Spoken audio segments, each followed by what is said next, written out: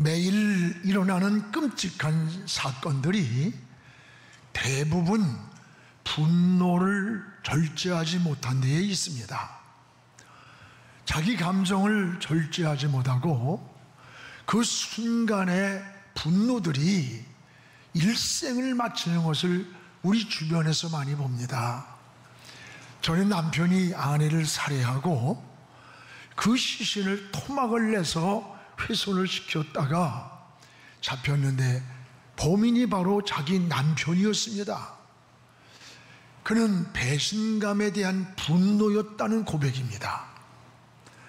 에베소 4장 26절에서 27절에 보면 분을 내어도 죄를 짓지 말며 해가 지도록 그 분을 품지 말라. 마귀가 틈을 타지 못하게 하라 그랬습니다. 우리가 세상 사는 동안에 분노를 낼 수 있는 것은 누구나 있을 수 있다는 거예요. 그러나 그 분노가 우리의 어둠을 만들고 삶을 무너뜨릴 수 있다는 거예요. 여러분, 어떤 이유든지 분노는 유익이 없습니다. 분노는 영혼을 황폐하게 만들고 건강을 해치고 인격의 치명적 장애물이 되는 무서운 독입니다. 특히 인간은 이성을 가진 존재입니다. 그래서 생각하면서 마음속에서 증오하고 미워하고 분노하기 때문에 어떤 맹수보다도 더 무서운 독을 만든다는 거예요. 오늘 말씀은 가인과 아벨이 하나님께 제사를 드렸는데 이 아벨의 제사는 하나님이 연락하시고 가인의 제사는 연락하지 않았습니다. 가인은 분노하면서 동생을 죽이는 인류 최초의 살인자가 되었습니다. 사실 이 사건은 이 가인이 이렇게 반응하는 게 아니에요. 가인이 분노할 것이 아니라 왜 하나님이 내 제사를 안 받았을까? 하나님 앞에 회개하며 무릎 꿇고 하나님과의 관계에서 원인을 찾는 것이 신앙입니다. 그런데 가인은 동생을 비교하면서 여러분 분노를 절제하지 못하고 살인을 저질렀습니다. 결국은 가인의 인생이 행복한 것이 아니라 일생을 황폐한 삶을 불우하게 살아가는 것을 보게 됩니다. 여러분, 분노는 어떤 경우라도 유익이 되지 않음을 깨달아야 돼요. 우리가 잘 아는 위대한 지도자 모세도 그러했습니다. 광야를 지날 때에 물이 없다고 하니까 백성들은 원망부터 하는 거예요. 그때에 하나님이 백성들에게 반석을 쳐서 물을 마시게 하라고 했어요. 근데 모세는 그때 반석을 2번을 그냥 내리쳤어요. 왜 그랬을까? 열받은 거죠. 원망 많은 백성들에 대한 분노입니다. 그 애굽에서 우리를 인도했고 홍해를 건너게 하고 요단을 건너게 하신 하나님을 좀 바라보지. 이렇게 때마다 조금 어려우면 뒤돌아보고 원망하는 백성들의 여러분 생각만 해도 나도 거기 있었으면 열받아서 아마 2번이나 5번은 쳤을 것 같아요. 결국 이런 일로 인해서 젖과 꿀이 흐르는 그 가나안을 바라만 보았습니다. 그리고 들어가지 못하는 사명이 멈추는 것을 보게 됩니다. 분노는 치명적인 상처를 줍니다. 분을 잘 내는 사람은 마치 브레이크가 파열된 자동차를 몰고 질주하는 것 같아요.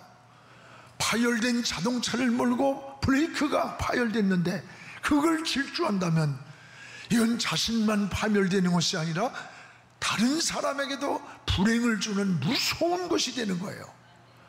우리 사회에 이런 일들로 인해서 끔찍한 사고들이 끊임없이 일어나고 있습니다. 그러면 제사가 연락되지 않을 때 여러분 가인은 어떻게 반응을 해야 했을까? 어떻게 반응을? 우리 5절 6절을 한번 같이 읽겠습니다. 가인과 그의 재물은 받지 아니하신지라 가인이 몹시 분하여 안색이 변하니 여호와께서 가인에게 이르시되 내가 분하여 함은 어찌미냐, 안색이 변함은 어찌미냐라고 했습니다. 오늘 여러분, 여기에 가인의 분노는 어디서 왔어요? 동생과 비교하는 데서 나타난 겁니다. 5절에 제사가 연락되지 않았다면 가인은 하나님과의 관계에서 자신을 돌아보고 엎드려서 하나님 어찌 내 제사를 안 받았습니까? 내가 잘못한 것은 무엇입니까? 깨닫게 해주세요. 이렇게 해야 하나님과의 관계가 회복이 될 텐데 오히려 가인은 분노를 하면서 동생과 비교를 한 거예요. 여러분, 분노하는 가인을 향해 뭐라 그랬어요? 하나님은 안색이 변하면 어찌미냐, 너 왜 얼굴 때깔이 변하느냐 지적을 하는 거예요. 돌이키라는 거지요. 동생의 제사가 연락됐다고 너하고 무슨 관계냐? 네가 하나님 앞에 바르게 살고 바르게 하나님과의 관계를 회복하는 것이 중요한 건데, 여러분, 이러한 신앙의 가인의 모습을 보면서 가인의 반응이 어떤 것인가 잘못됐음을 보게 돼요. 진정한 신앙이 뭘까요? 동생과 비교하는 게 아니에요. 하나님과 나의 관계에서 해답을 찾고 답을 찾아야 되는 거예요. 왜 하나님이 내 제사를 받지 않았는지 그 원인을 찾고 회복을 해야 하는 겁니다. 그 애매한 동생과 비교하면서 분노를 했던 거예요. 여러분, 신앙생활은 수평적인 관계로 비교하는 게 신앙이 아닙니다. 수직적인 하나님과의 관계를 늘 회복해가는 것, 이게 은혜의 삶이에요. 여러분, 봉사나 헌신을 할 때도 다른 사람과 비교하지 마세요. 기도하고 충성할 때도 다른 사람마다 더 많이 했냐 적겠느냐 비교하는 거 아닙니다. 이것은 마귀에게 속는 겁니다. 마귀는 자꾸 여러분 우리를 비교하면서 우리 마음을 요동치게 하는 거예요. 시기심을 만들고 질투를 만들고 미움으로 우리 마음을 야류하는 거예요. 자꾸 흔들어 놓는 거예요. 성경에 사울 왕이 그랬잖아요. 다윗이 블레셋을 이기고 돌아왔을 때 백성들이 사울은 천천히요, 다윗은 만만이라고 노래를 했어요. 참, 이 백성들도 말 조심을 해야 돼. 아니, 사울이 왕인데 사울은 1000명을 죽이고 다윗은 왕을 죽였다면 시험이 안 들겠어요? 이 백성들이 시험을 들게 만든 거야. 요즘으로 말하면 말들을 조심해야 돼요. 부목사님들도 누가 설교를 잘했어 그랬어, 여러분 하나님 말씀을 들으면 다 은혜가 넘치는 겁니다. 이때에 사울의 마음속에 분노가 생기는 거예요. 그래서 사울은 다윗을 죽일 틈을 찾기 시작합니다. 그때부터 수금을 타고 있는 다윗을 향해 창을 던졌어요. 죽이려고. 결국은 사울의 마음에서 하나님의 영이 떠나고 악신이 그의 마음을 지배하면서 황폐해지는 거예요. 마귀에게 쏘게 된 거예요. 오늘 여러분의 신앙이 마귀에게 쏘지 않기를 바랍니다. 여러분, 마귀가 사용하는 3가지 무기가 뭔 줄 알아요? 하나는 열등감입니다. 우리에게 자꾸 열등감을 줘가지고 자신감을 상실하게 만들기도 하고 절망과 좌절에 자꾸 빠지게 하는 거예요. 또 하나는 여러분 피해의식이에요. 이 피해의식이 강한 사람일수록 상대나 다른 사람을 오해하길 잘합니다. 여러분, 혼자의 마음에서 자꾸 소설을 쓰는 거야. 저 인간이 나한테 이렇게 했어? 저렇게 했어? 하면서 우리가 살아가면서 오해와 이해는 동전의 양면과 같다는 거예요. 오해를 뒤집으면 이해가 되고 이해를 뒤집으면 오해가 된다는 거예요. 분노했던 일들이 시간이 지나고 나서 보면 그것이 80%가 오해였다는 거예요. 오해. 내가 오해를 하며 마음에 소설을 쓴 거예요. 오해로 인해서 분노가 일어나고 영혼이 병들고 마음에 상처가 나고 이렇게 무너져가고 있는 거 아닙니까? 오늘 여러분, 또 하나는 비교의식이라고 합니다. 비교의식이 강한 사람일수록 교만해져요. 나보다 내가 좀 잘하면 교만하고, 또 좀 비슷하든지 못하면 또 이게 절망을 잘하고, 그래서 이런 사람은 시기심, 질투심, 분노가 많다는 거예요.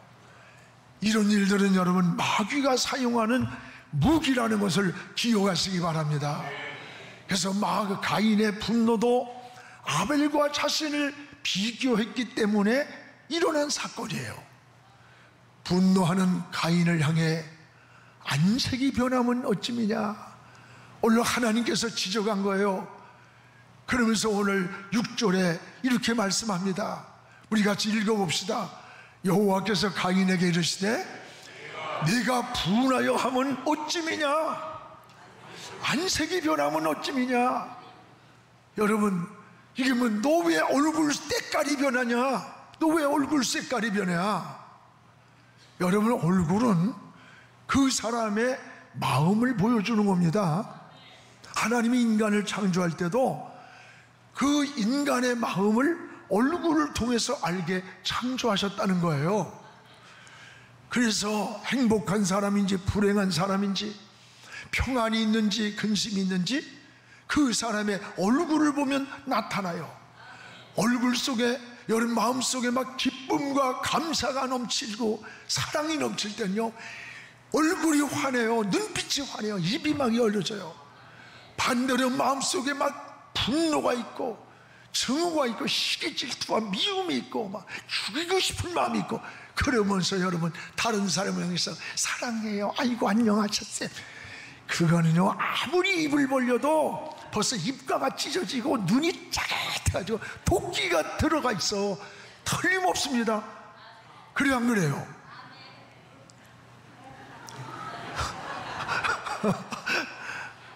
그렇습니다. 전 목회를 하다 보니까 사람들 얼굴을 보면요 그 마음이 보여요.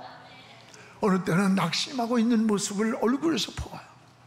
힘들어하는 모습, 때로는 삶에 지치는 모습, 때로는 어떤 억울함과 분노에서 견딜 수 없어 괴로워하는 게 얼굴에 다 나타나잖아요. 링컨이 대통령이 됐을 때 그의 친한 친구가 자기 유능한 사람이라고 사람을 추천을 했답니다. 그런데 링컨은 그 사람을 채용하지를 않았습니다.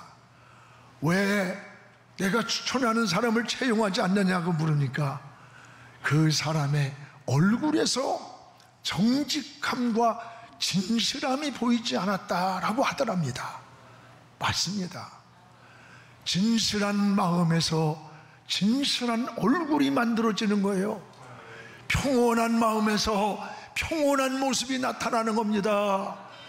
하나님은 분노가 가득 찬 가인을 향해서 너 왜 분해하느냐, 내 안색이 변하면 너 왜 얼굴 때깔이 변하느냐 지적을 해주는 거예요. 오늘 여러분은 거울을 볼 때마다 내 마음의 거울을 보면서 내 모습을 한번 돌아보는 이런 지혜가 있기를 주님의 이름으로 축복을 합니다. 진정한 변화는 어디냐? 마음에 있는 거예요. 마음의 그 변화가 얼굴에서 나타난다는 거예요. 마태복음 17장 2절에 보면 변화산에 제자들이 예수님과 함께 왔어요. 예수님의 변화되는 모습을 경험했습니다. 너무 황홀함을 보던 이 제자들이 뭐라래요? 예수님이 얼굴이 막 핵처럼 빛이 나고 옷이 휘어지는 것을 보고 황홀한 제자들은 주님, 우리 내려가지 말고 여기서 초막셋을 짓고 함께 살아요. 여러분도 출애굽기 34장 30절에 보면 모세가 시내산에서 40주야를 금식을 했습니다. 그 금식을 하고 뭘 받았습니까? 십계명을 받아가지고 내려올 때 그 모세의 얼굴에서 막 광채가 나는 거예요. 하나님을 만난 모세 얼굴에서 백성들이 쳐다보질 못하고 수건으로 가렸다는 거예요. 얼마나 그 얼굴의 광채가 뭐야. 하나님을 만난 그 영혼에서 오는 기쁨과 평안과 은혜의 모습 아니에요? 여러분, 사도행전 6장 15절에도 스데반이 십자가와 부활을 증거하다가 돌에 맞아서 죽어가면서도 스데반의 얼굴이 천사의 얼굴과 같았다. 그 천사의 얼굴이 어떤 얼굴이었을까? 영인 천사는 화려함과 환함과 빛의 빛, 더 이상 표현할 수 없어서 천사의 얼굴 같다. 그 돌무더기 속에 있으면서도, 죽어가면서도 그의 마음의 기쁨과 우편 보좌에 서신 저 주님을 보는 시간에 그 얼굴은 천사의 얼굴 같았다는 거예요. 모두가 우리 내면에 하나님의 영이 지배할 때 나타난 은혜의 얼굴이라는 거예요. 그래서 설교 준비하면서 좀 거울을 가서 이렇게 쳐다봐서 나는 좀 빛이 좀 나나 봤더니 때깔이 아무것도 안 나. 오늘 여러분, 가인의 안색에서 하나님은 분노를 보셨어요. 왜 안색이 변하니? 분노는 어떤 이유든지 유익함이 없다는 것을 잊지 않기를 바랍니다. 분노하던 가인은 결국 죄에 넘어지고 말았습니다. 오늘 7절을 우리 함께 읽겠습니다. 내가 선을 행하면 어찌 낯을 들지 못하겠느냐? 선을 행하지 아니하면 죄가 문에 엎드려 있느니라. 죄가 너를 원하나 너는 죄를 다스릴지니라. 죄가 너를 넘어뜨리게 할지라도 너는 그 죄를 다스리라는 거예요. 여러분, 하나님은 죄가 문에 엎드려 있다는 거예요. 오늘 여기 문에 엎드려 있다고 하는 거, 그래서 죄가 문에 엎드려 있으니 돌이키라는 경고의 사인을 주셨던 거예요. 죄가 지금 가인의 출입문에 엎드리고 있다면 죄에 넘어질 수밖에 없는 거예요. 오늘 사랑하는 여러분, 분노하며 마음속에 얼굴이 울그락불그락 하고 있는 그 시간에 죄가 우리 앞에 엎드려 있는 거예요. 빨간 불이 켜졌으니 멈추라는 사인을 하나님이 주신 거예요. 빨리 멈춰라. 여러분, 우리가 사랑하는 이 세상에는 하나님이 우리에게 여러 방법으로 우리에게 경고의 사인을 준다는 것을 잊지 않기를 바랍니다. 때로는 하나님이 말씀을 통해서 경고의 사인을 주시기도 하고, 여러분이 기도하는 가운데 하나님이 사인을 주시기도 하고, 우리의 환경에서 이상하게 꼬이고 넘어지고 장애물이 생길 때 우연이라고 생각하지 말고 하나님 앞에 무릎 꿇고, 하나님이 나의 가는 길을 왜 이렇게 엉킬까, 왜 막힐까, 하나님의 사인을 받아야 돼요. 주의 종을 통해서, 말씀을 통해서 때로는 사인을 주기도 합니다. 이럴 때 빨리 우리는 스탑을 해야 합니다. 멈춰야 합니다. 이것이 은혜요, 이것이 믿음이요, 지혜요, 영에 속한 사람, 하나님의 사람인 거예요. 오늘 죄를 다스리는 것이 믿음의 승리입니다.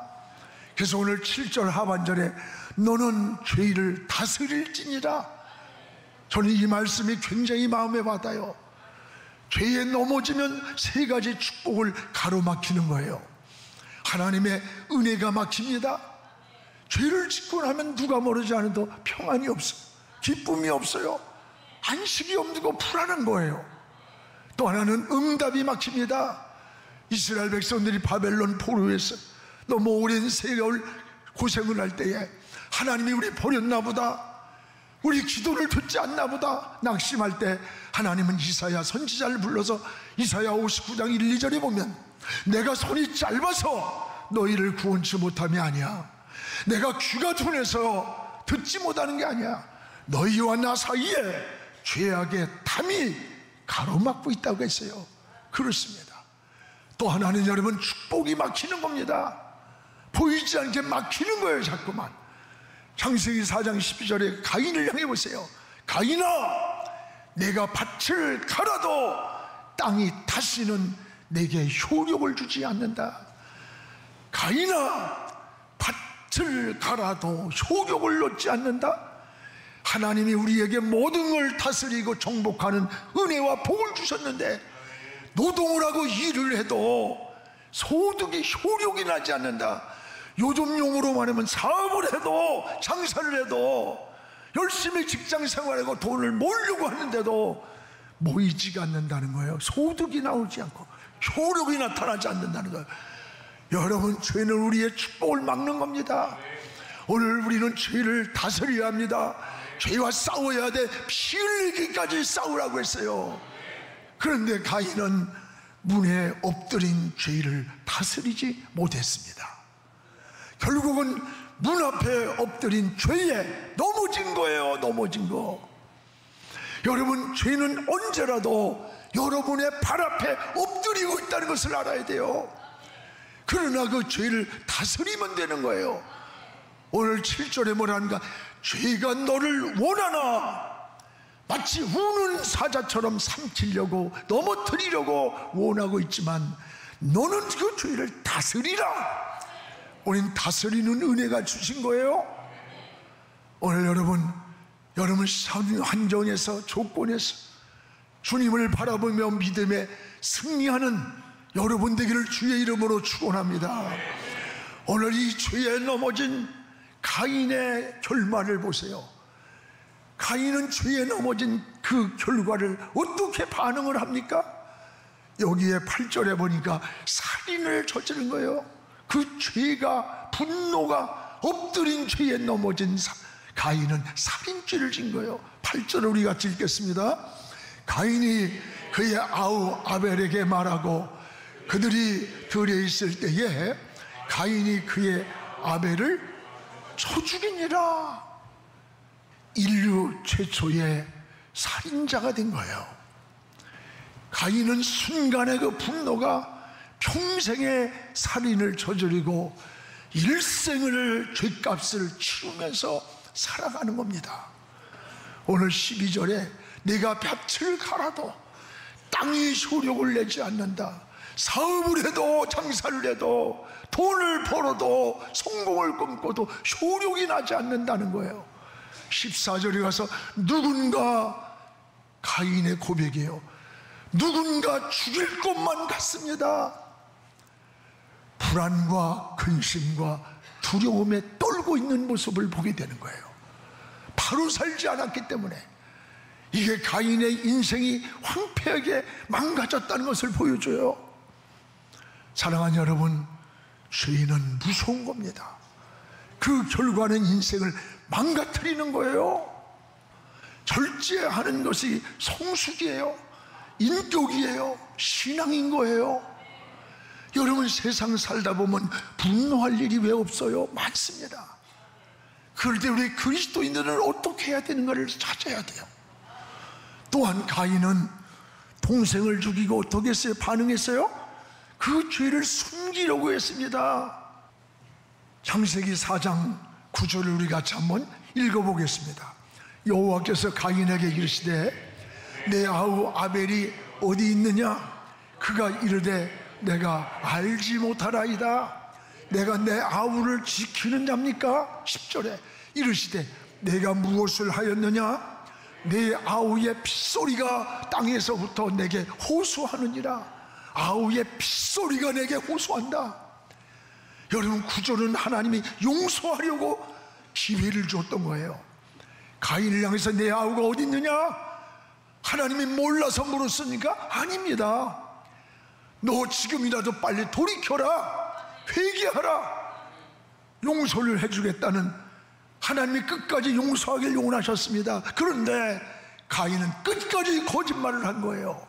9절에 내가 아우를, 여러분, 알지 못합니다. 내가 내 아우를 지키는 자입니까? 원망하는 거예요. 여러분, 거짓은 마귀의 속성임을 알아야 돼요. 눈을 만드신 하나님이, 귀를 만드신 하나님이 어떻게 우리의 것을 모르겠어요?